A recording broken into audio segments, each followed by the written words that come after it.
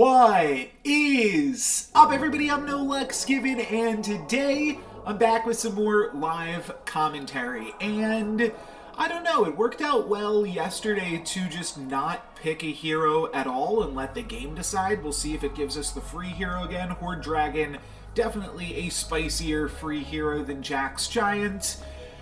But I like all four of these heroes. Okay, looks like it did give Horde Dragon. Now, I feel like, I don't know if it just always gives the free hero, because I'm pretty sure there's been times where I've been undecided in my hero, and it gives me one of the other three. But maybe it's weighted, or maybe I'm just wrong, or maybe they've changed something. But let's start things off with a free roll, and actually no need to lock here. Let's just pick up a blind mouse to start the game off. That seems good enough to me. Yeah, gonna be doing some live commentary. I think that all of my uploads this weekend are probably either going to be live commentary or just showcasing some highlights from live streams, from some recent live streams that I've done. This is obviously fantastic to find both the blind mouse and the Cinderella. And there's a few things that we could do here, but I don't think any of them make more sense than just picking up blind mouse here and locking onto Cindy plus forbidden fruit. Next turn we pick up Cindy, then we forbidden fruit, and then we have one additional roll to try to find another blind mouse. We could even just fully roll down on the blind mice, though it's not crazy. And the reason that I pick up the blind mouse here before I pick up the Cindy is we could have found a Lonely Prince in the shop. I do think that I want Cindy still. Treasure map into blind mouse triple, that could be absolutely nuts. Let's roll and let's pick up a blind mouse and start this game off strong with a Monkey's Paw. That's what it's called. Okay, we don't quite find Monkey's Paw. Evil Eye, obviously fantastic. Sword of Fire and Ice and Drac Saber, though, give us so much stats for the current board that I think that's what I want to go with. And what I'm actually thinking about here is, what if we went Sword of Fire and Ice and then just said, I'm gonna lock onto another blind mouse here because this is so good. I'm locking on a blind mouse plus Kitty Cup Purse and then a 4 Glory.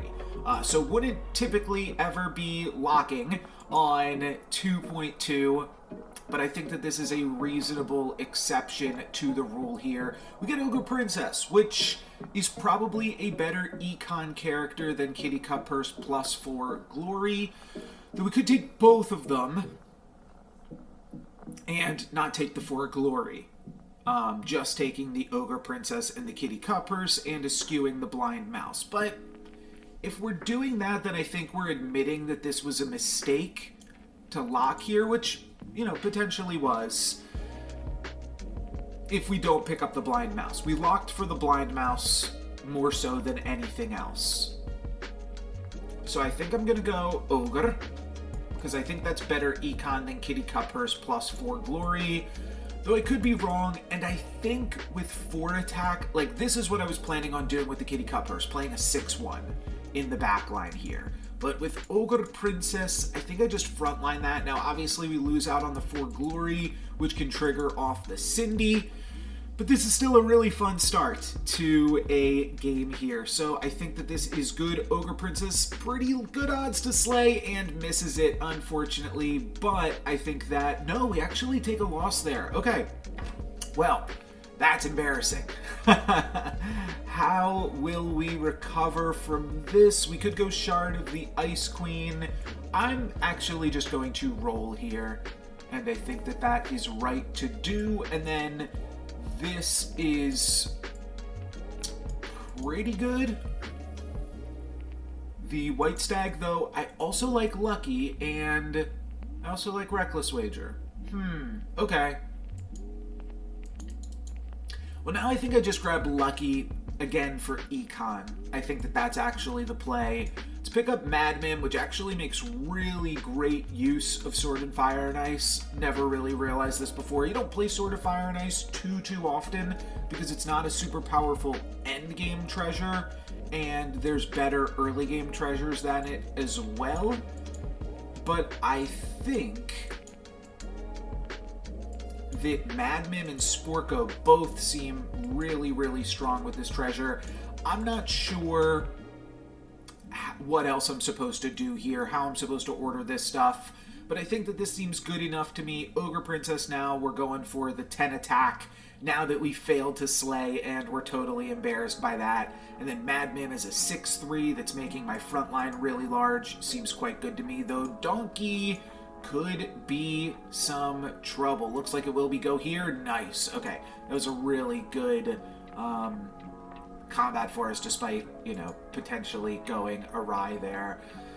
So probably just take a Sleeping Princess and flip it. Seems like a good enough use of my coin as any.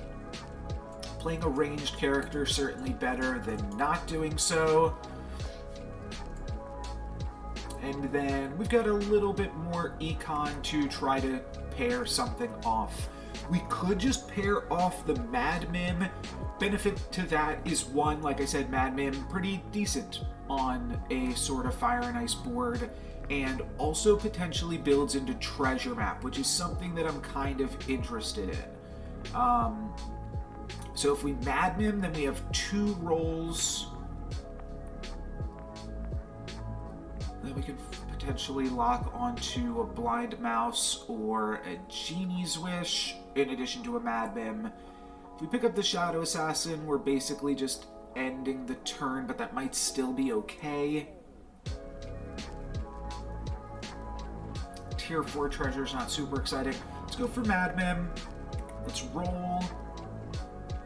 We do find another pair here, which is tempting, and a free spell. I could cycle the Shadow Assassin out. Onto Sleeping Princess is probably pretty good, just because it's a pair and the free spell. And then, I didn't want the tier 4 treasures, but Sleeping Princess is a pretty big character. Surprisingly, we're actually getting in a kind of tough spot here from the Fallen Angel. Some reasonable combat RNG, but I think we still, we lose this combat, which is awkward, considering we're supposed to be powerful, and then we're just losing 4 glories to hero power. A really good board there from the Fallen Angel, but still kind of smarts. Okay, so, Treasure Map really makes this game go bananas. Eye of Ares is interesting. Just in a let's try to tie this game sort of way. Albeit not totally powerful.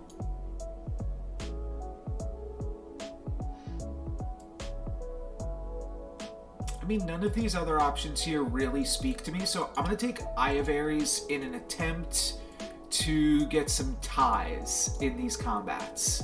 I think I still pick up Sleeping Princess. I mean, I locked onto it, right?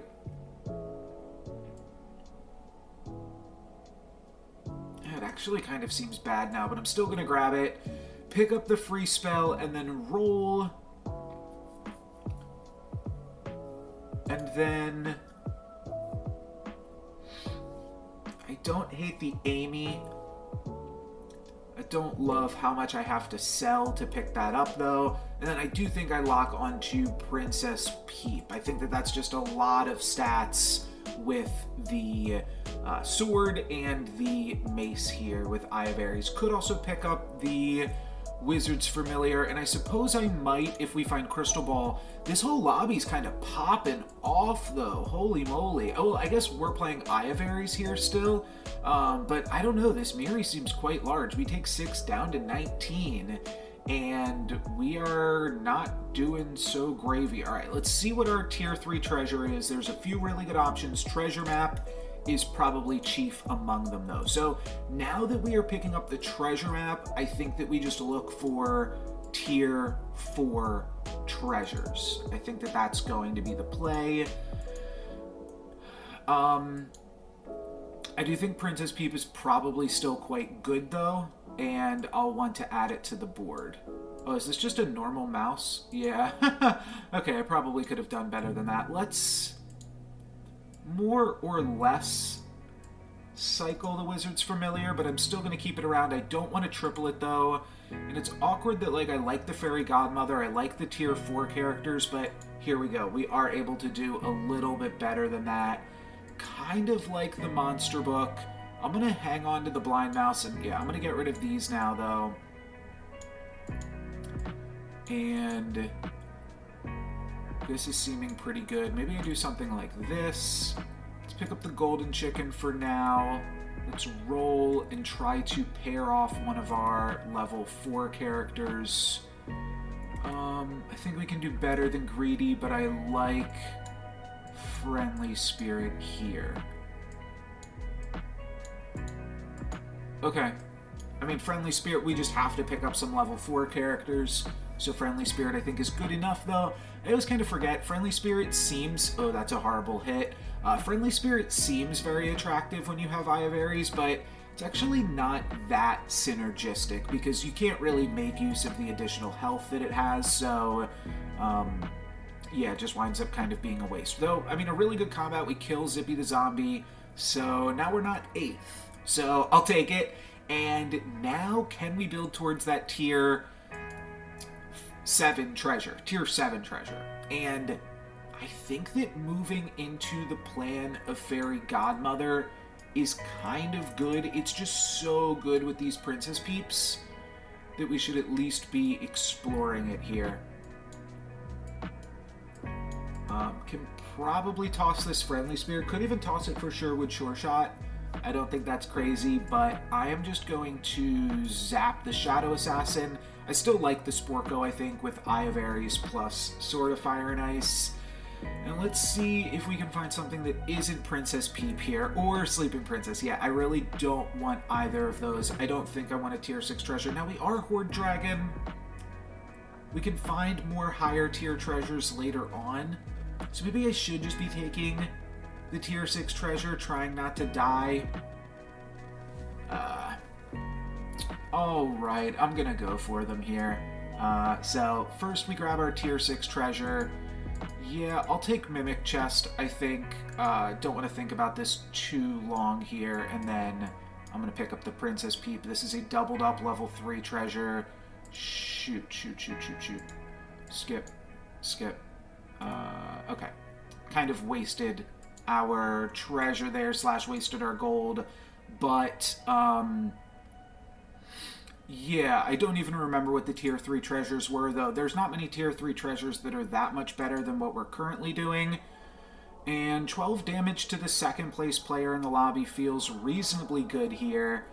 I did pass on an Embiggening Stone. I do realize that, but I think that there's fun stuff that we can do as Horde Dragon regardless.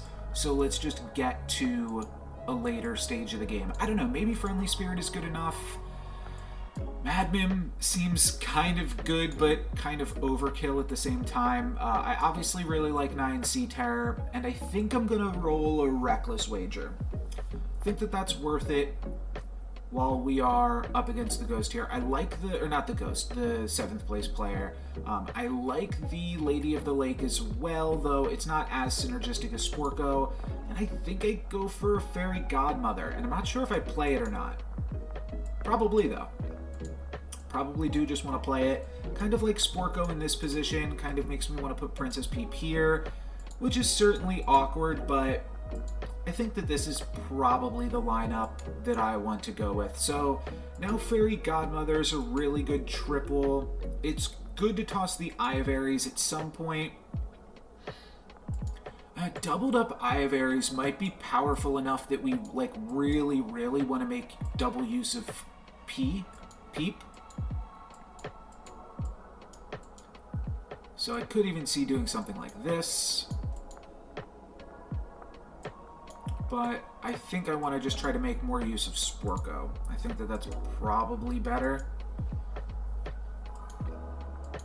We'll see if we got enough stats here. All right. Yeah, like basically everything's going to trade though. That's kind of what I was hoping for. We might have enough stats that Princess Peep gets to survive in a few different scenarios. Only survives for an additional second there, but we still get some nice extra uses out of it. And then this survives, and yeah, we take that player out. So we've gotten every kill so far, which I always think is a fun thing when you're actually the one getting the kills.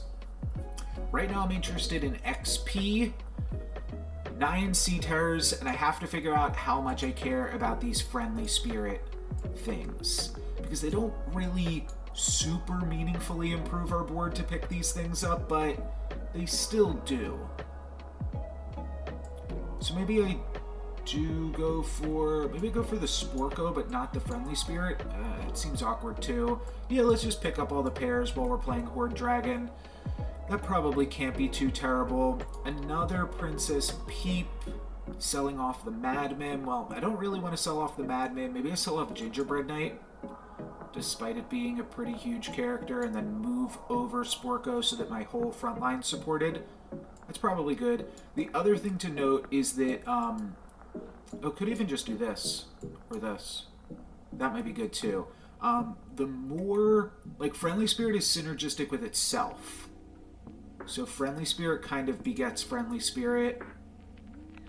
Yeah, okay, I'm kind of just into playing Mad Mim here. Let's finish off with a 4 Glory and see if we got the stats to take it down. Kind of wound up just falling into a tempo-based Horde Dragon, and you can kind of do that. Horde Dragon has the inevitability over the lobby in that we get to continually make use of our hero power and in really strong ways into the late game that make the hero pretty exciting to just survive with and nothing else. So I think that just surviving, and I mean, we're still winning. We're going to win a 4 Glory combat here.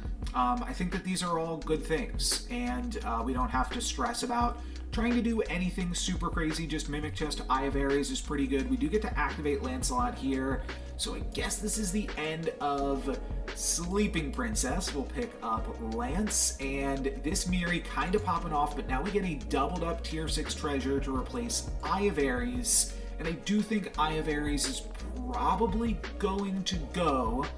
It is activating Lancelot right now. Maybe we can toss the sword, because something like Ivory Owl remains really big. Doubled up Embiggening Stone, also kind of huge. Maybe it just has to be doubled up Embiggening Stone, though. Alright, and then we'll see what else we can do from here. We're going to lose a little bit of stats to the current board, though. Doubled up Sword of Fire and Ice still kind of looking strong. I'm going to sell off this, and I think I'm going to buy both of these things here.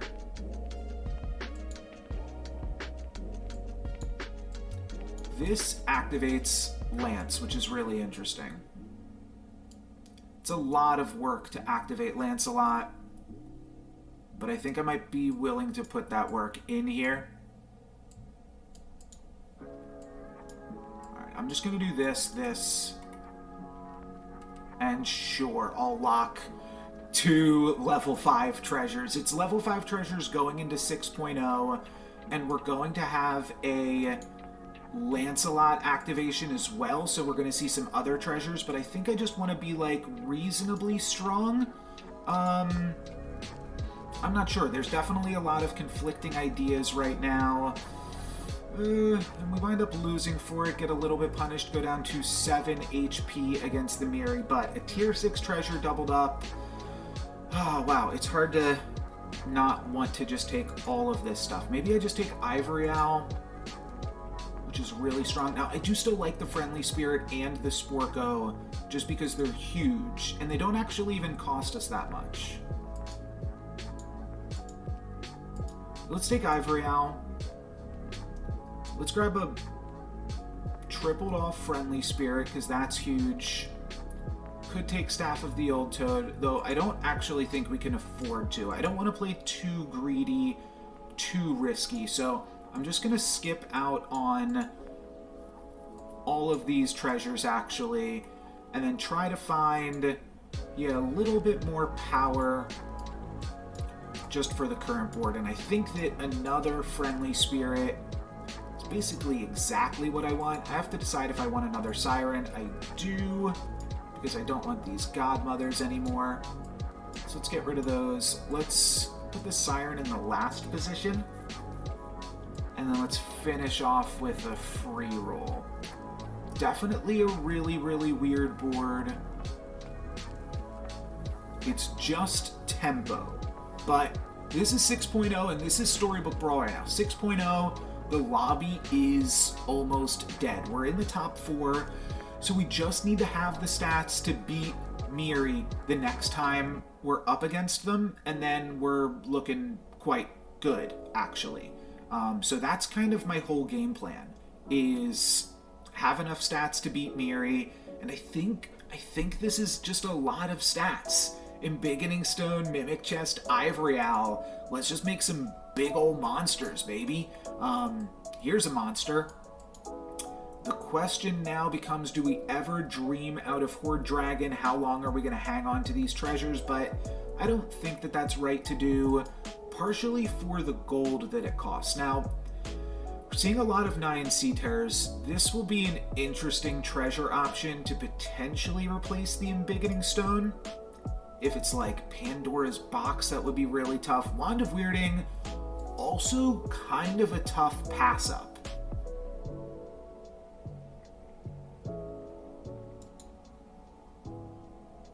Maybe I do just take Wand of Weirding. Embiggening Stone isn't going to contribute to the board. There's also just Phoenix Feather for this huge Southern Siren. Doubled up Phoenix Feather. I like that too, but let's try this for a second. This seems fun, if nothing else. I'm not going to pick up the Baba Yaga for it. You do have to at least consider this shop, though, because this is the last Embiggening Stone shop. So maybe I should grab Baba Yaga here. I don't want to frontline the Siren, though. I think an upgraded Siren is good enough. So let's just roll.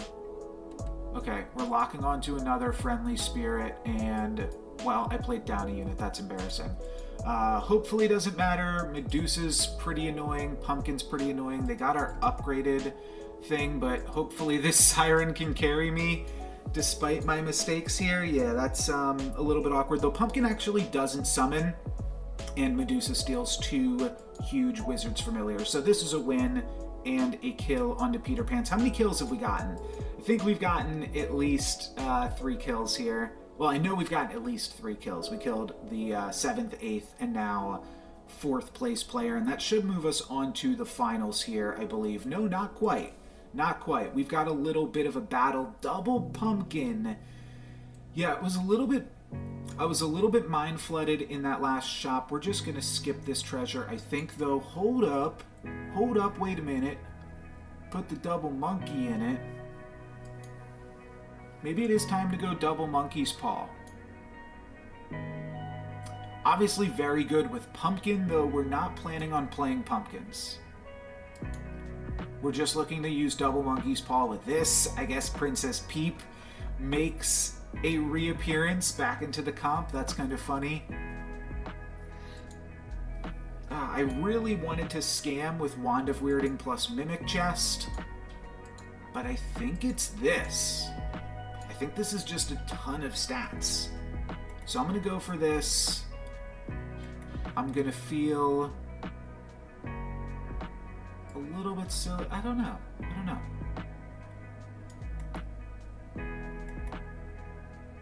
I'm just trying to concentrate, get something good. Okay, hold up now.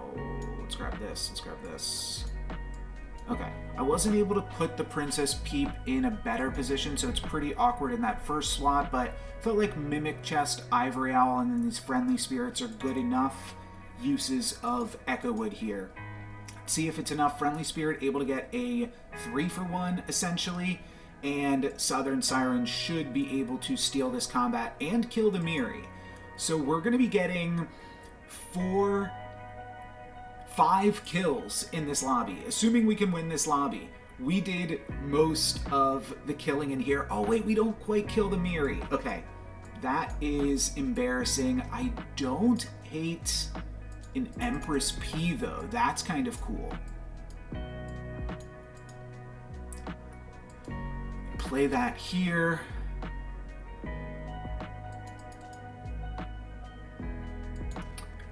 right. That isn't as good with the monkey's paw. Might still be good, though. Gotta think about that. Okay, they dreamed into this. I mean, the Empress Pea is really good if one of the friendly spirits lands on it, and that gives me, like, mostly pretty good targets for the Empress Pea. I probably would have rather had the Embiggening Stone. Excuse me. If I had thought about Empress Pea, and I don't love Empress Pea with only one support. You know what? I'm just going to try to find a scam spell.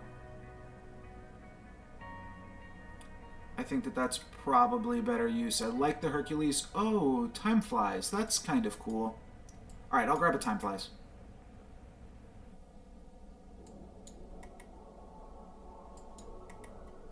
Should have grabbed Medusa. Going to run out of time again. Making a lot of, like, decisions, and it's always a little bit tougher. Echowood's able to survive. That's nice.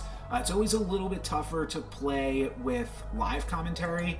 And then, like, distracting yourself, trying to be, like, entertaining and stuff. But Siren gets a little bit scammed, but that does mean that we get 2 Rotten Applewoods ourselves, so it's not terrible. We trade with one thing here, we take out this character, trade with that. Still going to get a win, and still a kill. So, okay, 4 kills. Even if we don't beat this Miri right now, it's still 4 kills, and I think I'm just going to look for more Time Flies and more Scam. The Princess Peep, not super impressive still, but I think that's okay. We could go Tweedle. Tweedle is pretty good with the friendly spirits and the monkey's paw and the Echowood. Okay. I'm willing to try out Tweedle here. And then we finally find an Oni Tyrant as well. Well, I really like Oni Tyrant too. Shoot, I can't just give up on the monkey's paw, or can I? I probably need to give up on Tweedle, frontlining the monsters so I can backline Oni Tyrant, sell off Tweedle. And then I suppose I'll just... this health potion's never relevant.